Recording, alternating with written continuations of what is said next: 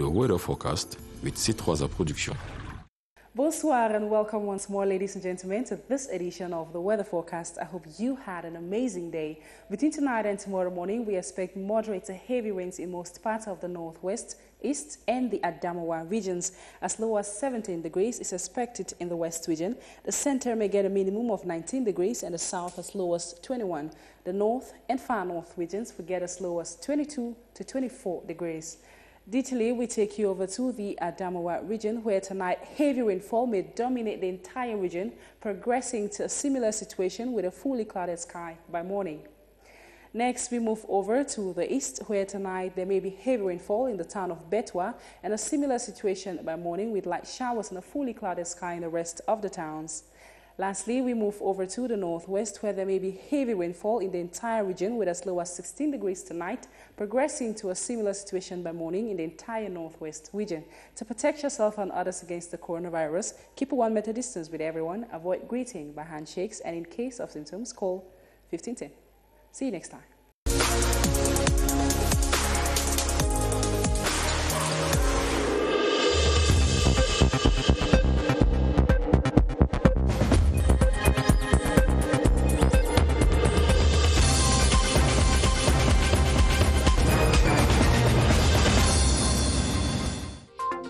Mrs. Chantal Bia Hatton's 3 babies born at the Center for Research and Application in Endoscopic Surgery and Human Reproduction. Special gifts are offered to the newborns and their mothers. The coronavirus is far from being a fatality in Cameroon, with over 2,000 recoveries. In the last couple of days, medical experts attribute the success to treatment protocols and a track, test and treatment approach. Contractors charged with the construction of major sports infrastructure to host international events fire up to meet deadlines. The Olembe Sports Complex in Yaoundé is over 80% complete. Good evening and thanks for joining us. Those were the headlines of the 7:30 News.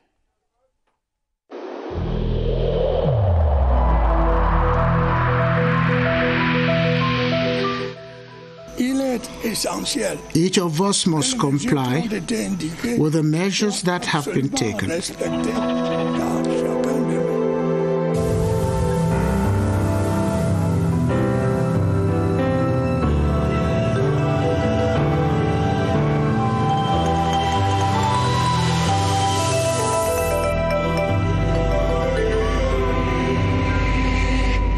2 weeks into the June ordinary session of the 2020 legislative year, Parliament is bustling with activity. Senators today scrutinized and adopted 3 bills after hours of deliberations. In a plenary sitting presided over by Senate President Marcel Njifenji, they adopted the bills relating to illicit trade in tobacco products, the Gorilla Agreements and the Women's Development Organization. Senate correspondent Charles Anyangwe has details of the deliberations.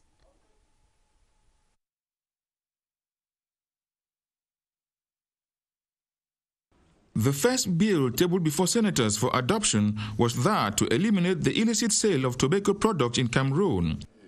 It all started with the presentation of the report of the Foreign Affairs Committee by Senator Nicole Okalia Bilai. After that, senators expressed their worries about the bill, stating that it was better to regulate the consumption of tobacco and not the illicit trade in the product. The Minister of Trade reassured them, stating that the bill is of great importance. It's important, of course, to have legal tools, legal instruments to fight against a phenomenon like illicit trade, which can have many forms. Senators also showed a lot of interest in the bill to protect women in member states of the Organization of Islamic Conference. They welcomed the content of the bill, stating that it protects Muslim women as a whole. Defending the bill, the Minister of Women's Empowerment and the Family said if adopted, it will be very beneficial to Muslim women in Cameroon. I think that it will be unfair for Cameroon to be a member of OIC and not take advantage of all its other structures that can contribute to the development of our nation, particularly the female population. The last bill on the protection of gorillas and their habitats also drew the attention of senators. They were clarified by Minister Jules Dorendongo as to why it was very necessary to protect these primates. All the bills were adopted without any amendment during this plenary sitting chaired by Senate President Maxime Njifenji in the presence of the Minister of Parliamentary Affairs, Francois Bolvin Wakata. At the National Assembly, members of the House took turns to debate on the June ordinance that amends the 2020 finance law, which reduces the state budget by 542.7 billion CFA francs. The bill was adopted during a plenary sitting alongside that which regulates statistical activity in Cameroon. Charles Ibune reports on today's charge schedule at the National Assembly, presided over by House Speaker Honorable Kawayege Jibril. The Yaoundé Conference Center, the temporary premise for the National Assembly, this June 26, 2020, parliamentary business starts with the Chairman's Conference.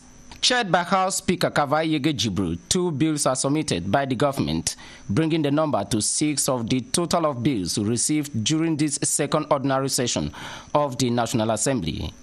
One to amend and supplement some provisions of the December 1990 law relating to freedom of association to be defended by Territorial Administration Minister, and the other to regulate artistic and cultural associations in Cameroon to be defended by the Minister of Arts and Culture. The Chairman's Conference over the complete House meets at the Tripartite Hall for a general debate plenary. The Minister for the Economy, Alamin Osman May, mounts to the rostrum to defend a bill to regulate statistical activity in Cameroon on the heels of a question and answer session from lawmakers. With the quality statistic, it is possible to elaborate quality policies. With good statistics, you have also population who are capable of evaluating properly what is happening at the government level as well as in the private sector. On the heels of the economy minister comes his colleague of finance to defend what is commonly called today the coronavirus budget after an ordinance of the President of the Republic slashed this year's state budget by 11%. I was very pleased to notice that the parliamentarians have a good appraisal of the situation. And the situation is quite difficult, and everybody should be aware about that. First of all, because we have lost a lot of money, we are going to lose a lot of money. This is the first reason. The second reason is that nobody can tell you exactly when this crisis, when it will end. The 2 bills are adopted after an article-by-article reading by Parliamentary Customs. The day's business at the National Assembly completes with the work of the 4th Verification Board, deemed legitimate to swear 3 alternate members of Parliament to replace their substantives who stepped aside because of incompatibility to complete the 180 Chamber House. As announced in one of our top stories, First Lady Mrs. Chantal Biya has gifted 3 newborns at the hospital center for research and application in endoscopic surgery and human reproduction, CRTV. The babies and their mothers received special packages from the First Lady, who continues to show compassion to couples with procreation difficulties. The brief ceremony was attended by members of the board of that institution. The staff lady in Ngakebi tells us. Known for her passion to serve humanity and her love of sharing, Mrs. Chantal Biya has established a routine tradition of celebrating with CRTV mothers. The story of each woman vis-a-vis the search for motherhood is different, but the end result at CRTV is always a happy event. Mrs. Chantal Biya has been flooding gifts to the lucky babies and happy mothers. The most recent has been the birth of 3 boys from 3 different mothers. All those 3 mothers conceived through in vitro fertilization. But those 3 women got pregnant the same day. An event worth celebrating, as CRTV is known for having more girls than boys.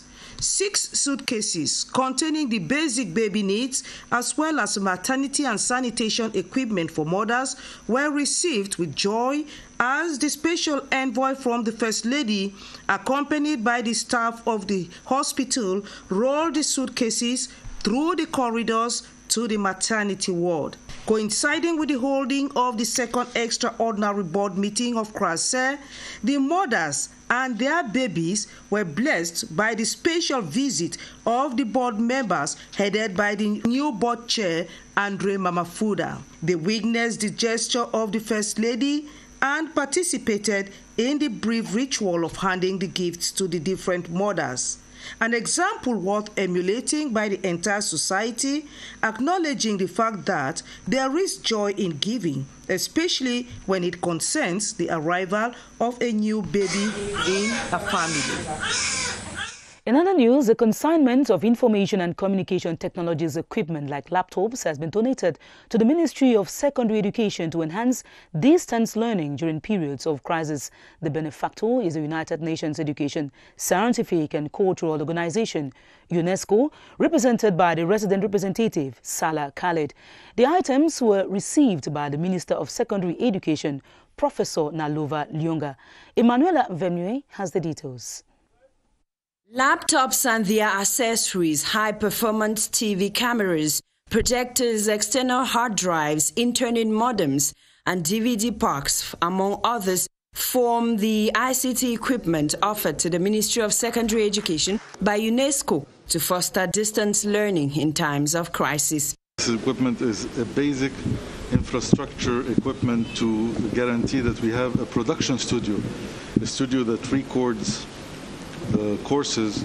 You can transmit them through radio, through TV, through internet, through mobile phones, no matter what the medium is. Once you have this material recorded once, you can use it in whatever context you have within the country. UNESCO, through this gesture, thinks in today's digital world, it is out of question for the teaching and learning process to come to an end simply because students can no longer assemble in classrooms.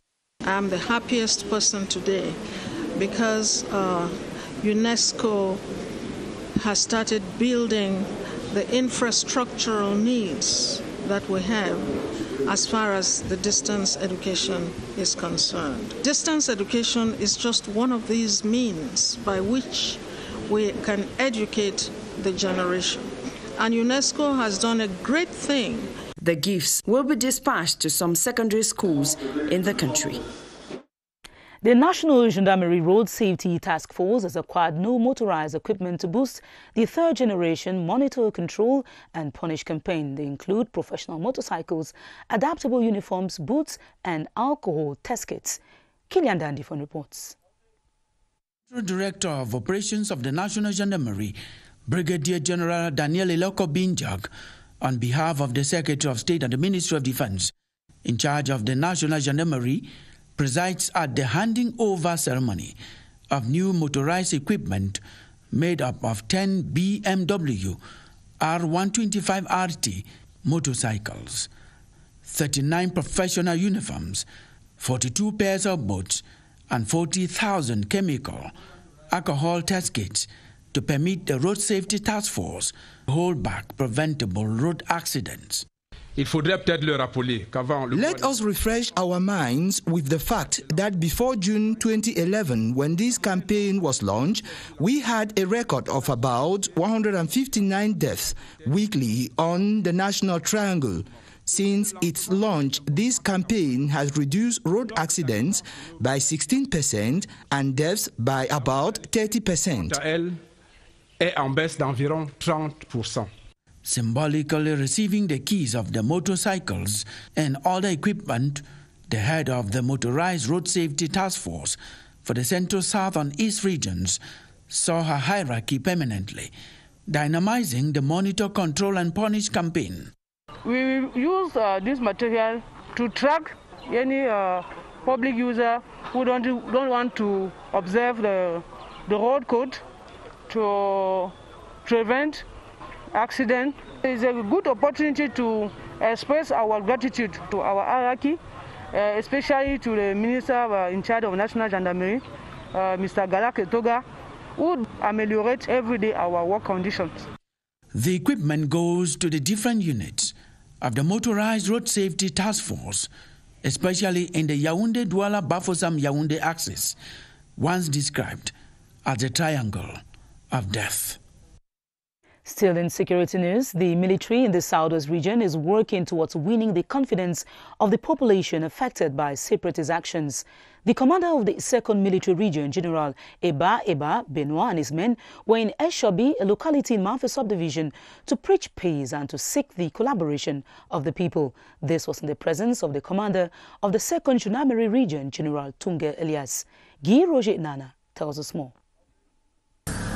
The memories of the gruesome murder of the mayor of Manfe, Ojong Priestley Ojong, and 5 other youths, members of a vigilante group set up by the community to maintain peace and order in Eshobi, is a painful one to the inhabitants of that locality. The visit of the 2 top military officials, General Eba Benoit, commander of the 2nd Joint Military Region, and General Tunge Elias, the commander of the 2nd Gendarmerie Region, however, bring a feeling of relief and hope to the community. We are happy to see it for the first time that we've seen this gest that military had brought. We've never seen it. We are collaborating. Their mission here is clearly stated. I could not go back before coming first to Eshobi because I know what they have suffered for the struggle, for the government, for the being together.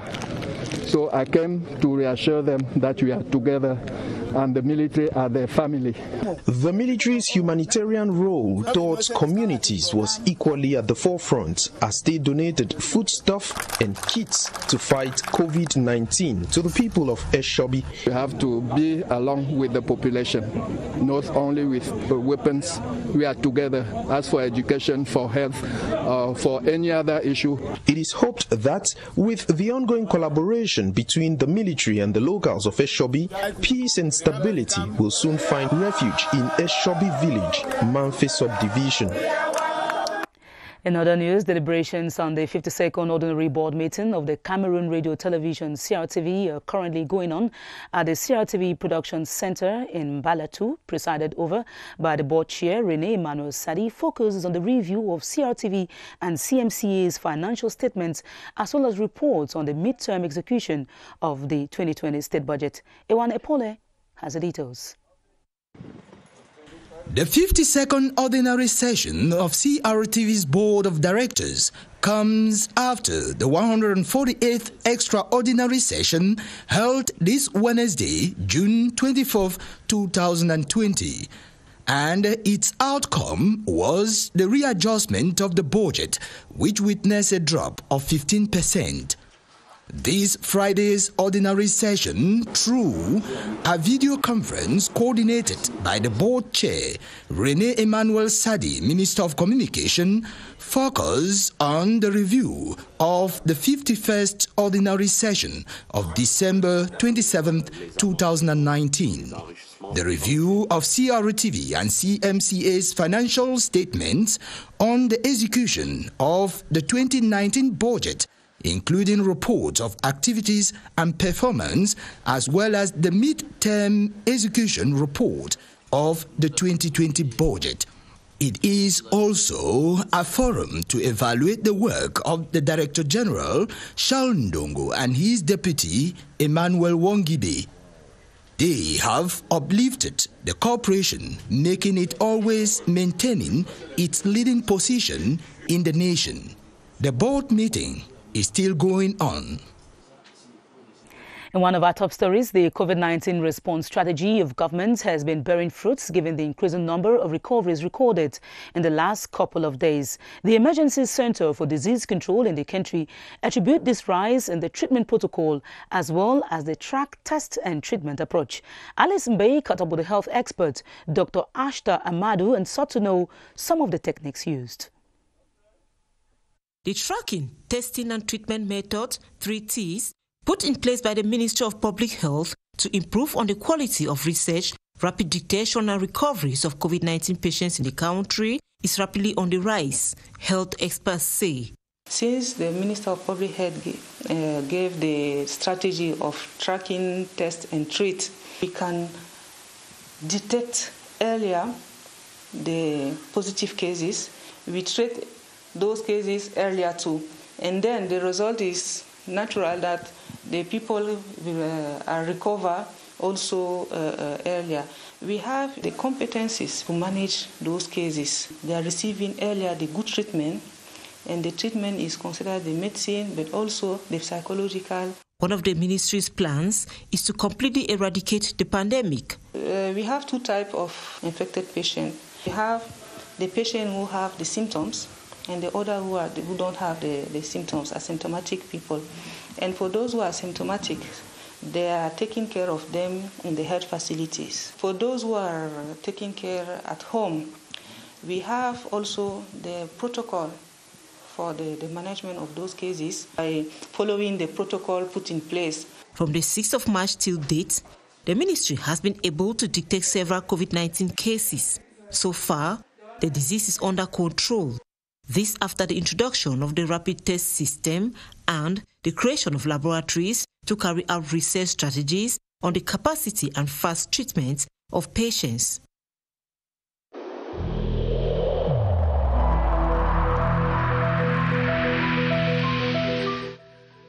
The wearing of face masks in public places will be mandatory until further notice.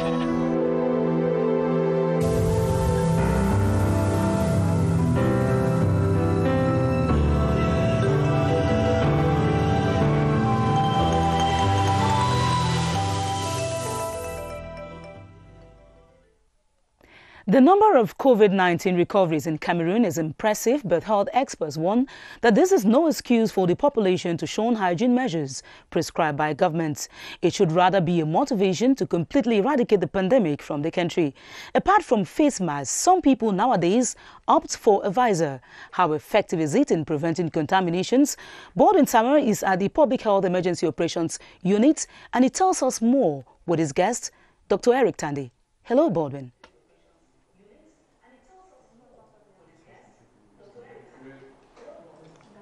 Good evening to you. Esther Kima, public health experts, as you rightly said, for continue reminding Cameroonians that in as much as they continue respecting barrier measures against the spread of COVID-19, they should not forget to continue respecting barrier measures against being infected with other diseases such as malaria, HIV and AIDS or tuberculosis, reminding Cameroonians that these diseases still exist and they should avoid being infected with such diseases. And they equally continue reminding parents not to forget vaccinating their children, because it is an important exercise as far as a good health for their children is concerned. And equally, public health experts have thanked other ministries, partner ministries that have been collaborating with the Ministry of Public Health in the ongoing fight against COVID-19. They have cited the example of the Ministries of Communication and Territorial Administration. And as you rightly said, Esther, tonight with our guest, Dr. Eric Tandy, we look at the importance of a visor being used by many Cameroonians nowadays as a protective measure against COVID-19. Good evening, doctor. Yeah, good evening, buddy. More and more Cameroonians have been using a visor in place of a face mask in as much as they wish to avoid being infected with COVID-19. What role does it play? Yeah, thank you very much. First of all, it's important to appreciate first that people have that tendency or idea, first of all, to put on a protective something. But here, I should make it very clear that we are protecting ourselves against droplets, which is one of the high conveyance that can propagate this virus that we are having within our community. It has been fight. So putting on a visor, I want to guarantee you and tell you and make the population to understand here that it's not 100% if it is not being accompanied with a face mask.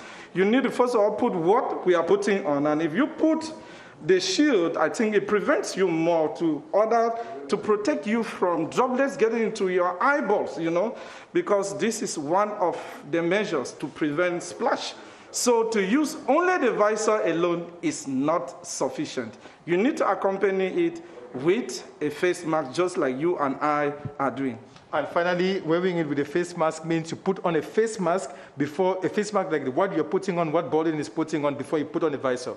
That's very right, because, you know, a visor has been designed to protect splashes. We have specific activities that we run in the health facility system that might involve fluids or blood splash. So this visor saves a lot in order to protect this. But in the case of COVID, it is very important to accompany this visor with a face mask, just like you and I are putting, and not only using the visor alone.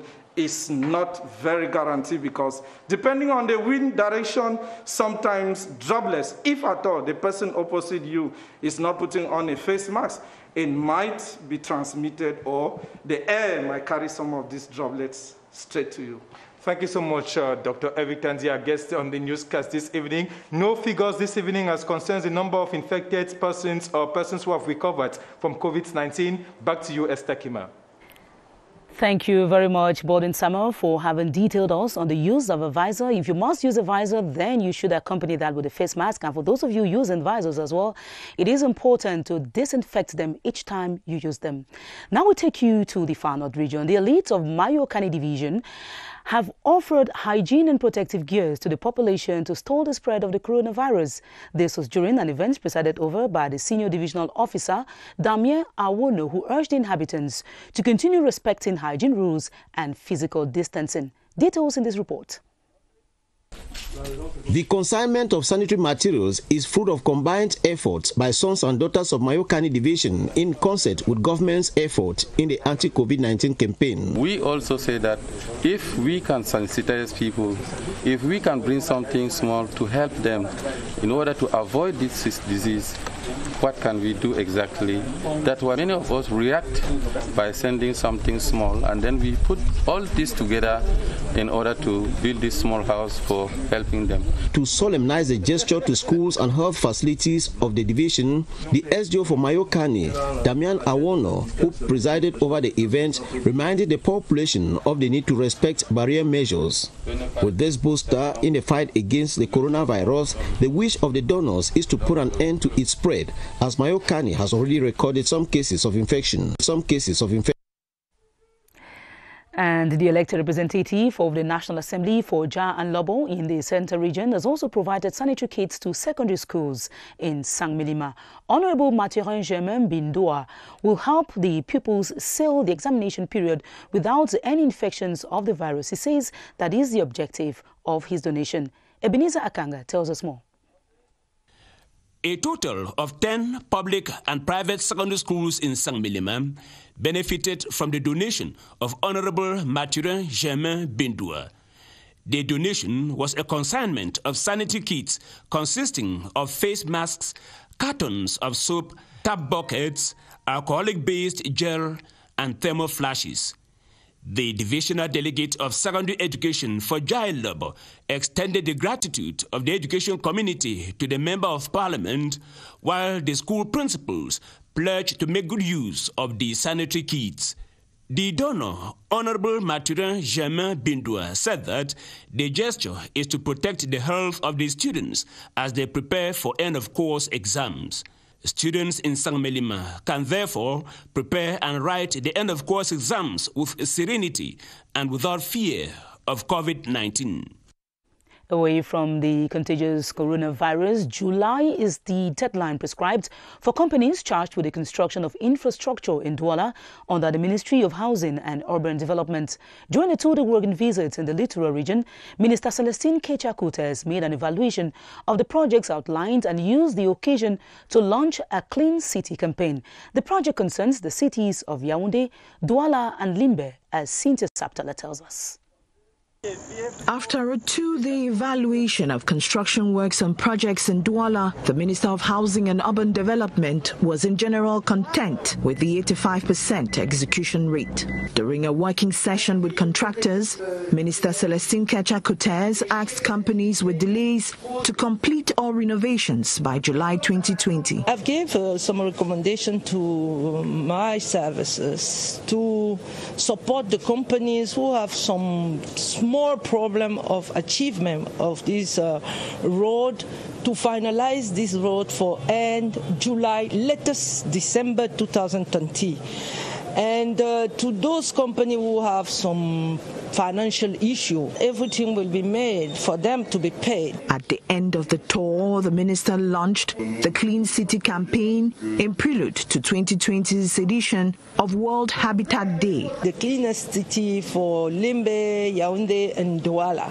During the World Habitat Day, which city will be the cleanest city of Cameroon ready to receive CAN?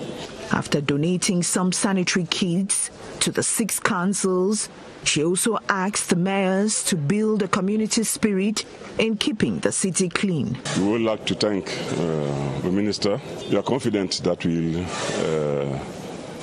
be able to complete and surely to be the best city in Cameroon. With Cameroon soon hosting the 33rd edition of the AFCON, improving on the image of the city is, according to the minister, the business of all inhabitants. The 5-day awareness and sensitization mission of the Commission for the Construction and Development of the Northwest and Southwest regions has ended in the Northwest with far-reaching resolutions. The coordinator of the plan, Minister Paul Tassong, exhorted the inhabitants to consider the initiative as a pathway to peace which should be embraced. Ngonige Swaboshari has the details. It has been 5 days of frank talk between the vital forces of the Northwest region and the national coordinator of the presidential plan for the reconstruction and development of the 2 English-speaking regions. One thing that stood out clear was a general yearning for a speedy return of peace and economic recovery to the crisis-ravaged regions. I think we have suffered a lot, and everybody is eager to come back home and to see our home being rebuilt. The national coordinator of the presidential plan, Paul Tassong, has made it clear that the effective implementation of the plan will be a welcome relief. If we understand that the presidential plan is therefore one of the pathways to peace, it doesn't make sense to wait for peace to fully return to start implementing it. The ultimate objective is to attain sustainable peace within 2 years. Conscious of the bright prospects offered by the presidential plan, the vital forces of the Northwest region have pledged their readiness to fully support the initiative. We, the living forces of the Northwest region, in the presence of the administration of the Northwest region, hereby declare that we stand behind the presidential plan for the reconstruction and the development of the Southwest and Northwest region. Minister Paul Tassong has assured that the execution of the plan will be done in total transparency and according to international norms and standards. Still in development news, a workshop on the numerical platform of councils in Cameroon has taken place in Yaoundé, with stakeholders resolving to adopt alternate sources of energy. The Secretary General at the Centre Governor's Office, Simon Ghislain Etsil, underscored that the development of the energy sector is a key factor in the progress of every society. Ebure Ekane reports. Spaces. This action aims to reduce the risk of contamination because, as you know, the COVID-19 virus can survive on some commonly used tools and objects, some surfaces, and thus cause new contaminations. We're sorry for that mix-up. We were talking there about a workshop on the numerical platform of councils in Cameroon that has taken place in Yaoundé, with stakeholders resolving to adopt alternate sources of energy. And during that workshop, it was underscored that the development of the energy sector is a prerequisite for the development of every society. Ebure Ekane has the details. Access to energy, which is a major setback to development. The workshop on the private sector energy exemplary initiative seeks to empower them on the efficient management of renewable energy. Energy is power, energy is development. Without energy, there's nothing that you can do nowadays. So the councils have a lot of energy problems and the development is hampered that way. So if they are able to sustainably use the energy that they presently have, that is efficiently, and then be able equally to integrate renewable energy technologies, I think they're going to resolve most of their development problems. While opening the event, the Secretary General at the Central Regional Governor's Office, Simon Gislain Essil, highlighted the importance of energy in the development of the country. All the sectorial should constitute a spokesman of the government to the local territorial decentralized collectivity, councils, and the upcoming regions. The use of renewable energy is therefore expected to lead to a better control, or better still, a reduction in energy demand. The event was organized by the numerical platform of the councils of Cameroon, better known by its French acronym PNCC, in partnership with the Francophonie Institute for Sustainable Development. In other news, a Thanksgiving service has been organized in Fulasi by the Minister of Post and Telecommunications, Minette Libom Liken. She was joined by her husband to praise God for healing mercies and for a COVID-19 recovery. On the occasion, she donated sanitary and coronavirus preventive material to the population while reiterating that the virus knows no age or status. Benis Atabong tells us more. Mon âme bénit l'Éternel. With a psalm of praise, Minister Minette Libom Lilikeng, a survivor of the coronavirus, expressed her gratitude to God, who she says healed her and her husband from the deadly COVID-19 pandemic. In the ceremony she organized in Fulasi, where she was born, the official invited medical practitioners to sensitize the population of this rural locality on COVID-19 and on ways of preventing it. COVID is a reality. But COVID is an illness. You should be aware of it and respect barrier measures. We should not be afraid of it. Minister Minette Libom Lilikeng, accompanied by administrative authorities, offered coronavirus preventive kits like hand washing stations, face masks and soap to the population. When our sister was sick, we were worried. We are happy that she has come back in good health to sensitize us. The ceremony was also used to pray to God to protect Cameroon and the world from the coronavirus. On today's obituary, one of Cameroon's music icons, singer, composer and poet Clone Dam has begun his journey to eternity. As we should be seen in the pictures, his mortal remains were taken out of the mortuary of the Central Hospital in Yaoundé in the presence of his colleagues who shared his over 3-decade career, fans and well-wishers. The 65-year-old Clone Dam will be remembered for his folkloric tunes, which promoted the Bamun culture. And shortly after his demise, his mother also passed on, and on her coffin, she was followed after that of her son, Claude Ndam. May their souls rest in peace. And now on to one of our top stories. The level of execution of construction work on the Olembe Sports Complex in Yaoundé now stands at over 80%. The assessment was made by the Minister of Sports and Physical Education, Professor Narcisse Moele-Kombi, during an inspection visit. He enjoined the contracting company, Margil Construction, to hasten their pace in order to meet the stipulated deadline. Romeo Kenny was there and our reports for the 7:30 News. And here the machines trim the green turf of the 60,000 capacity sitter stadium of the Olembe Sports Complex, ready to host any soccer jamboree by July.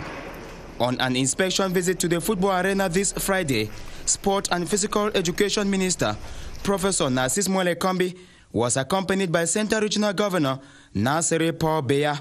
Both officials toured the embellished sport complex, starting with the annex stadia, then the commentary booth, hotel rooms, and other important sectors of the main stadium. It's regards of the developments that we have just noted. We have many reasons to remain optimistic. The works are progressing well. Over 1,000 employees are on duty here at the sports complex, and this has had great impact on work acceleration rate. We must make a clear distinction between the infrastructure with priority, which is the main stadium, and the training fields. So there we can say it's about 80%. By the end of November, the structures with priority in the stadium and the training fields will be available. The outermost shape of the field is equally being beautified, after loading the effort done so far by McGee Construction at the sport facility, the sport boss has enjoined them to give their maximum best in meeting deadlines. And that will be all for this edition of the 7:30 News. More news comes up at 8:30 p.m. with Karine Olive Yabit. The number of coronavirus recoveries has increased impressively in Cameroon, but do not relent.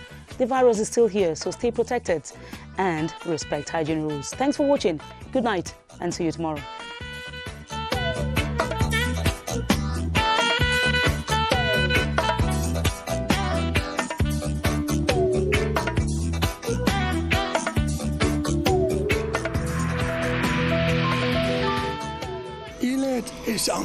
Each of us must comply with the measures that have been taken.